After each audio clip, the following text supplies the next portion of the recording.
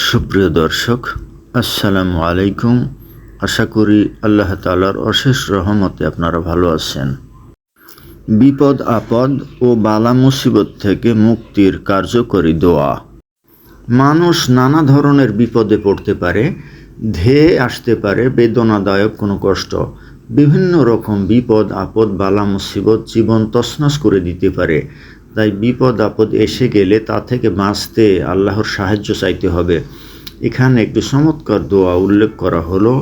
নবী করিম সাল্লাল্লাহু আলাইহি ওয়াসাল্লাম ইরশাদ করেছেন, যে ব্যক্তি হযরত ইউনূস আলাইহিস সালামের ভাষায় দোয়া করবে, সে যে সমস্যায় থাকুক আল্লাহ তাআলা তার ডাকে সাড়া দিবেন। তিরমিজি হাদিস ৩৫০৫। রাসূল সাল্লাল্লাহু আলাইহি ওয়াসাল্লাম আরও ইরশাদ করেছেন, আমার ভাই ইউনূসের দোয়াটি খুব সুন্দর।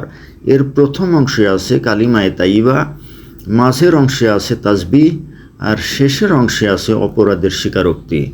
যে কোনো চিন্তিত, দুঃখিত, বিপদগ্রস্ত ব্যক্তি প্রতিদিন এ দোয়া ৩ বার পাঠ করবে, আল্লাহ তাআলা তার ডাকে সাড়া দিবেন।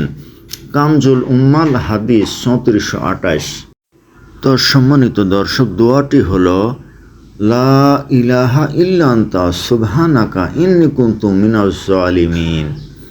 অর্থ, আপনি ব্যতীত আর কোনো উপাস্য নেই, আমি আপনার পবিত্রতা ঘোষণা করছি, অবশ্যই আমি পাপী। সূরা আল আম্বিয়া আয়াত ৮৭। দোয়া ইউনূস পড়ার ফজিলত।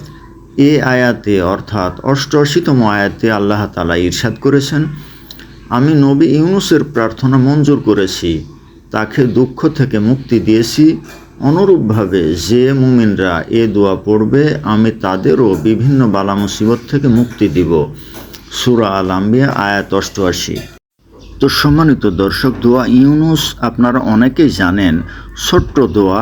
তো আপনারা যারা বিভিন্ন রকম বিপদ আপদ বালা মুসিবতে আছেন বা যাদের কোনো বিপদ আপদ নেই, তারাও এই দোয়াটি দিনে ৩ বার করে পড়তে পারেন।